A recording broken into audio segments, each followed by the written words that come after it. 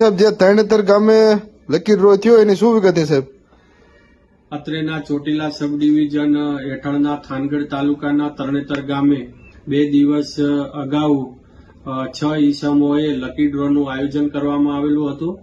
The લોટરીઝ regulation act 1998 મુજબ ગુજરાતની અંદર આવા લોટ કરવા, ડ્રો કરવા, લકી ડ્રો કરવા જેવી જે પ્રવૃત્તિઓ છે સંપૂર્ણ પ્રતિબંધ છે. તેમ છતાં પણ 6 થી 7 ઈસમો દ્વારા આ લકી ડ્રોનું આયોજન કરવામાં આવેલું હતું, જેમાં લાખો ટિકિટો છે એ ટિકિટોની વેચણી કરવામાં આવી હતી અને કરોડો રૂપિયા છે ઉઘરાવવામાં આવેલા હતા. જેથી જે લકી ડ્રોનું જે આયોજન કરવામાં આવેલું હતું ત્યાં ખૂબ જ મોટા પ્રમાણની અંદર લોકોના ટોળા ભેગા થયેલા હતા અને લકી ડ્રો ન થઈ શકવાના કારણે ત્યાં અફડાતફડી મચી ગઈ હતી અને જેના લીધે કાયદો અને વ્યવસ્થા જાળવવામાં તેમજ સુલેહ શાંતિમાં ભંગ તેમજ ખલેલ પહોંચાડવામાં આવેલો હતો.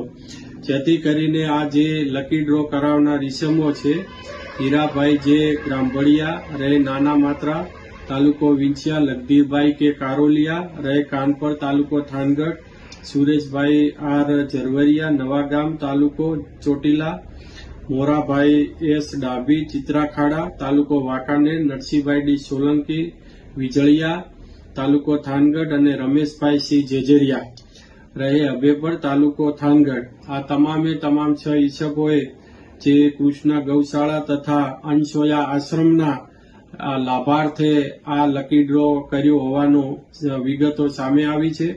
જેથી આ તમામે તમામ ઈસમોએ lottery regulation act 1998, the prize chits and money circulation banning act 1977 તેમજ ભારતીય નાગરિક સુરક્ષા સંહિતા ની કલમ 126 મુજબના ગેરકાયદેસર કૃત્યો કરેલા હોય, ભવિષ્યમાં આવી કોઈ પણ આ હુકુમતની અંદર આ વિસ્તારની અંદર કોઈ આવી પ્રવૃત્તિઓ ન કરે જે અટકાવવું ખૂબ જ જરૂરી હોય.